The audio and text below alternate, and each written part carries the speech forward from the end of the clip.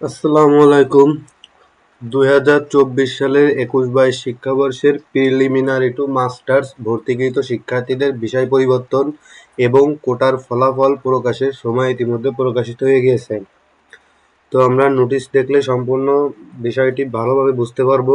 সুতরাং আমরা আর কথা না বাড়িয়ে সরাসরি নোটিশে চলে যাচ্ছি। এখানে নোটিশে বিস্তারিত বলা হয়েছে, জাতীয় বিশ্ববিদ্যালয়ের অধিভুক্ত কলেজসমূহের 21-22 শিক্ষাবর্ষের প্রিলিমিনারি টু মাস্টার্স ভর্তি কার্যক্রমের মেধা তালিকায় ভর্তিকৃত শিক্ষার্থীদের বিষয় পরিবর্তন ও কোটার মেধা তালিকা 14 জুলাই 2024 তারিখ বিকাল 4টায় প্রকাশ করা হবে। উক্ত ফলাফল SMS এর মাধ্যমে একই দিন বিকাল 4টা থেকে এবং ভর্তি বিষয়ক ওয়েবসাইটে রাত 9টা থেকে পাওয়া যাবে। সুতরাং যারা ওয়েবসাইটে দেখতে চাবে তারা 9টা থেকে দেখতে পারবে, আর যারা 4টার দিকেই দেখবে তারা SMS এর মাধ্যমে দেখতে পারবে।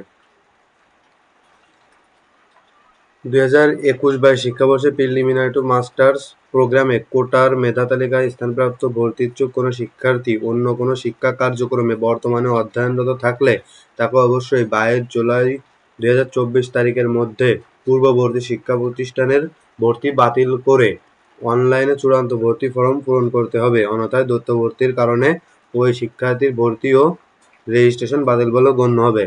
সুতরাং কোটায় স্থানপ্রাপ্ত শিক্ষার্থীরা যদি বর্তমানে কোনো শিক্ষা প্রতিষ্ঠানে ভর্তি থাকে তাহলে 22 জুলাইয়ের মধ্যে তাদের ভর্তি বাতিল করে সদ্য চান্সপ্রাপ্ত সাবজেক্টের চূড়ান্ত ভর্তি ফরম পূরণ করতে হবে, আর তা না হলে ভর্তি ও রেজিস্ট্রেশন বাতিল বলে গণ্য হবে। কোটার ভর্তি কার্যক্রম নিম্নোক্ত সময়সূচি অনুযায়ী সম্পন্ন হবে। বিষয় পরিবর্তন মেধা তালিকায় ভর্তিকৃত শিক্ষার্থীদের মধ্য থেকে যাদের বিষয় পরিবর্তন হবে তাদের পরিবর্তিত বিষয়ের ভর্তি ফরম ও PDF কপি সংগ্রহের তারিখ। কোনো শিক্ষার্থী বিষয় পরিবর্তন হলে তার পূর্বের বিষয়ের ভর্তি বাতিল হয়ে যাবে এবং পরিবর্তিত বিষয়ে তার ভর্তি নিশ্চিত হবে।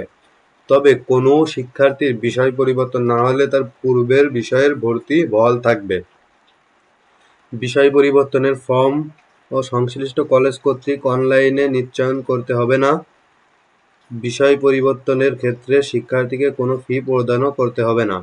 সুতরাং যাদের বিষয় পরিবর্তন হবে তারা চাইলে 14 তারিখ থেকে 23 তারিখের ভিতরে তাদের PDF সংরক্ষণ করতে পারে। সংরক্ষণ না করলেও কোনো সমস্যা নেই, তবে PDFটা সংরক্ষণ করে রাখাই ভালো। আর যাদের সাবজেক্ট পরিবর্তন হবে তাদের স্বয়ংক্রিয়ভাবে পূর্বের সাবজেক্টটির ভর্তি বাতিল হয়ে যাবে এবং স্বয়ংক্রিয়ভাবেই পরিবর্তিত সাবজেক্টের ভর্তি নিশ্চিত হবে। আর যাদের সাবজেক্ট পরিবর্তন হবে না তাদের পূর্ববর্তী সাবজেক্টের ভর্তি বহাল থাকবে। আর যাদের সাবজেক্ট পরিবর্তন হয়েছে তাদেরও কোনো কাজ নাই, আর যাদের সাবজেক্ট পরিবর্তন হয়নি তাদেরও আর কোনো কাজ নাই। সুতরাং তারা নিশ্চিত থাকতে পারো, তোমাদের আর কোনো কিছু করা লাগবে না।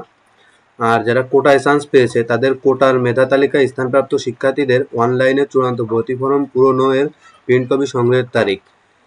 শিক্ষার্থীকে জাতীয় বিশ্ববিদ্যালয়ে ভর্তি বিষয়ক ওয়েবসাইটে অ্যাপ্লিক্যান্ট লগ ইন অপশন থেকে মাস্টার্স প্রিলি লিঙ্কে ক্লিক করে ভর্তি ফর্ম পূরণ করে এর PDF কপি সংরক্ষণ করতে হবে।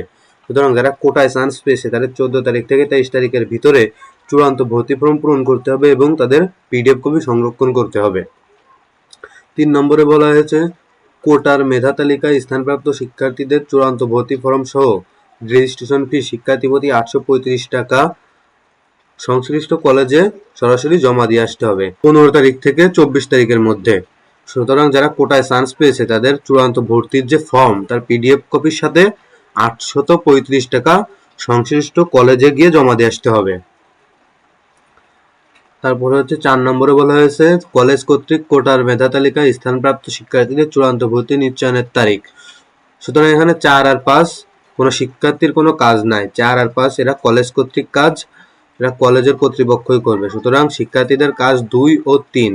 সুতরাং প্রথমত চূড়ান্ত ভর্তি ফরম পূরণ করতে হবে এবং ভর্তির যে ফর্ম ওইটার PDF কপি সংরক্ষণ করে 835 টাকা নিয়ে 15 থেকে 24 তারিখের ভিতরে সংশ্লিষ্ট কলেজে গিয়ে জমা দিতে হবে। তো বন্ধুরা, এই ছিল সম্পূর্ণ ভিডিও। এখন থেকে সকল প্রকার শিক্ষণীয় ভিডিও পেতে চ্যানেলটি সাবস্ক্রাইব করে রাখো। ধন্যবাদ সকলকে।